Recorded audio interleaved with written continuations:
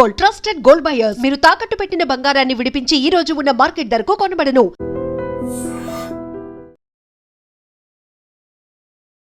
Hello viewers, welcome to I dream media.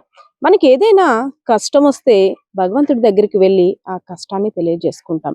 అందులో భాగంగానే ఇంట్లో ఏవైనా వస్తువులు పోతే, దేవుడా మా కష్టానికి తగిన ఫలితం చూడు, మా కష్టార్జితం పోయింది, ఎలా అయినా నువ్వే దిక్కు అంటూ కానుకలు సమర్పించుకోవడానికి కోసం కూడా దేవుణ్ణి ప్రార్థిస్తాం.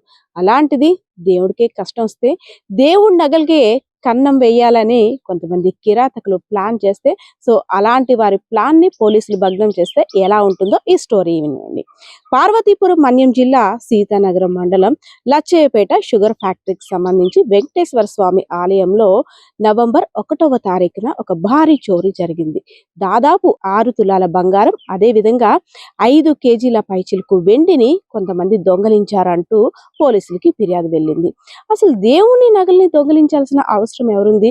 ఇంత కిరాతకంగా వ్యవహరిస్తున్నారంటే ఇంత దౌర్భాగ్యులు ఎవర్రా బాబు అంటూ ప్రతి ఒక్కరు కూడా ఆశ్చర్యానికి గురయ్యారు. ఇదంతా చూసిన తర్వాత పోలీసుల విచారణలో ఒక 2 నిందితులపై అనుమానం వచ్చింది. అదే సీతానగరం మండలానికి సంబంధించినటువంటి భాస్కర్, అదే విధంగా శ్రీకాకుళం జిల్లా హిరమండలానికి సంబంధించిన సూర్యం, ఇద్దరి మీద కూడా కాస్త అనుమానం వచ్చి తీగలాగితే డొంకంతా కూడా కదిలింది. ఇద్దరు కూడా పాత నేర చరిత్ర ఉన్న దొంగలు. ఇద్దరు జైల్లోని కలుసుకొని బయటికి వచ్చిన తర్వాత ఏ ప్రాంతంలో దొంగతనం చేస్తే వాళ్ళ చేతికి పని చెప్పినట్టు అవుతుందా అని మంచి ప్లాన్ తోటి బయటకు వచ్చారు. వచ్చిన తర్వాత మా ఏరియాలో ఎన్సిఎస్ వారి షుగర్ ఫ్యాక్టరీకి సంబంధించిన వెంకటేశ్వర స్వామి ఆలయం ఉంది, ఆ నగలైతే భారీ ఎత్తున ఉంటాయి, సో మనం అది దొంగతనం చేస్తే లైఫ్ సెటిల్ అయిపోవచ్చని భాస్కర్ రావు సూర్యంకి చెప్పాడు. శ్రీకాకుళం జిల్లా హిరమండలం నుండి సూర్య వచ్చాడు. వచ్చిన తర్వాత ఇద్దరు కూడా చక్కగా దొంగతనం చేసేసి ఆ నగలను ఎక్కడ దాచారో తెలుసా? ఏ బీరువాలోనో, లేదంటే ఇంకెక్కడ కాదు, చెరువులో దాచారంట. వారి తెలివి తెల్లారిపోను. ఆ చెరువులో దాచిన తర్వాత పోలీసులకి అనుమానం వచ్చింది. పాత నేర చరిత్ర ఎవరెవరిపై ఉందో కూడా మొత్తం గుట్టంతా లాగారు. ఇంకేంటి, దొంగలు ఇద్దరు చేసిన ఆ పని బయటపడింది.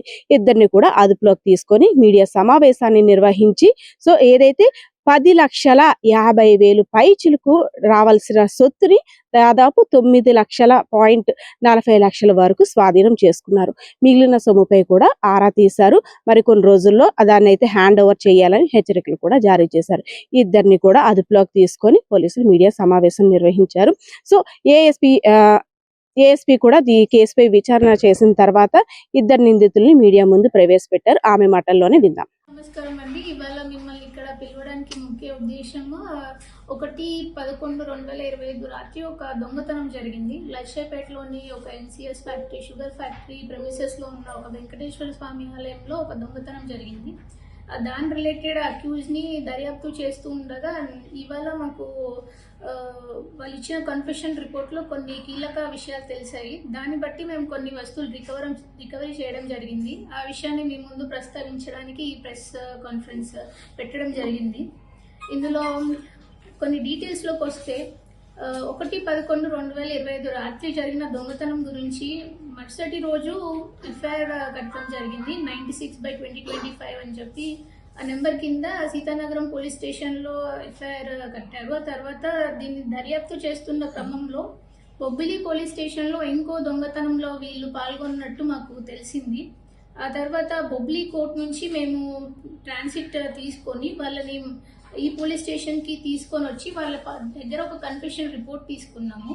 వాళ్ళు ఇచ్చిన డీటెయిల్స్ ఏంటి అంటే, జోగంపేటలో మేము ఈ ఏదైతే దొంగతనం జరిగిందో అవి దాచిపెట్టామని చెప్పి మాకు చెప్పడం జరిగింది. సో ఇవాళ జోగంపేటలో మేము అక్కడికి వెళ్ళిన తర్వాత కొన్ని ఐటమ్స్ రికవర్ చేయడం జరిగింది.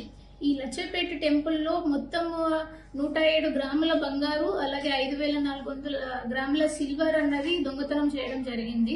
కాకపోతే ఇవాళ రికవరీలో మాకు 92 గ్రాముల బంగారం, అలాగే 5,400 గ్రాముల సిల్వర్ అన్నది రికవర్ చేయడం జరిగింది. మొత్తం దీని వర్త్ వచ్చేసి 9,40,40,000 మొత్తం బంగారు అలాగే సిల్వర్ ఆభరణాలని ఇవాళ రికవరీ చూపించడం జరిగిందండి.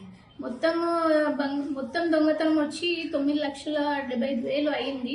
కానీ మేము ఇవాళ మొత్తానికి 9,40,40,000 విలువ గల ఏదైతే ఆభరణాలు ఉన్నాయో అవన్నీ కూడా రికవర్ చేయడం జరిగింది. అలాగే ఇద్దరు ముద్దాయిలు ఎవరైతే ఉన్నారో పోలా భాస్కర్ రావు అలాగే సవర సూర్యం అనే ఇద్దరు కూడా వీళ్ళపైన చాలా అఫెన్సెస్ కూడా ఉన్నాయి. ఈ పోలా భాస్కర్ వచ్చేసరికి ఆల్రెడీ 70 కేసులో ఇన్వాల్వ్ అయి ఉన్నాడు. అది ఇతని పైన ఆల్రెడీ సీతానగరం పోలీస్ స్టేషన్లో ఒక డీసీ షీట్ కూడా ఓపెన్ చేయడం జరిగింది. అలాగే ఈ సవర సూర్యం అనే అతను, ఇతనికి 27 సంవత్సరాలు. ఇతని పైన కూడా ఆల్రెడీ ఒక 40 కేసులు కూడా ఉన్నాయి. సో ఇతని పైన కూడా షీట్ ఓపెన్ చేశారు. సో ఈ టెంపుల్ అఫెన్సెస్ ఏవైతే ఆల్రెడీ జరుగుతున్నాయో దానిపైన పోలీసులు అందరూ కూడా స్ట్రిక్ట్ యాక్షన్ తీసుకుంటున్నారు. అపార్ట్ ఫ్రమ్ దట్ ఈ కేసు కాకుండా ఇంకా ఏ ప్రాపర్టీ అఫెన్సెస్ జరుగుతున్నా కానీ దానికి రిలేటెడ్ టెక్నికల్ ఎవిడెన్స్ అవన్నీ కూడా తీసుకొని కేసెస్ని త్వరగా ఫాస్ట్ ట్రాక్గా కంప్లీట్ చేయడానికే చూస్తున్నాము. And thank you everyone. Mostly ఈ సవరం సూర్యం అని ఎవరైతే ఉన్నారో 40 కేసులలో ఇన్వాల్వ్ అయ్యారు. ఈయన మొత్తం కేసులు కూడా మోస్ట్లీ టెంపుల్ అఫెన్సెస్ ఉన్నాయండి. ఈ పోలా భాస్కర్ రావు పైన 71 కేసులు ఉన్నాయి. అందులో మిక్స్ ఆఫ్ కేసెస్ ఉన్నాయి. బట్ మోస్ట్లీ టెంపుల్ అఫెన్సెస్లో ఉన్నాడు అతను కూడా. నిజంగా ప్రస్తుతం ఉన్నటువంటి సమాజం దేనికి ప్రయారిటీ ఇస్తుంది? ఆర్థిక సంబంధాల చుట్టూ మాత్రమే తిరుగుతోంది. మళ్ళీ ఎన్నికలంగానే చాలా విరక్తి కలుగుతున్నాం. మంచి అనిపిస్తుంది కదా, లేడీస్ కూడా ఛాలెంజింగ్ జాబ్స్ చేసినప్పుడు చాలా బాగుంటది. ట్రాఫిక్ అసిస్టెంట్స్ గా నియమించిన ట్రాన్స్జెండర్స్ అందరితో సాల్యూట్ చేయించుకుంటున్నారు. ఫుడ్ డెలివరీ ఇవ్వటానికి వెళ్ళినటువంటి డెలివరీ బాయ్ అనిల్ పై కళ్ళ ముందు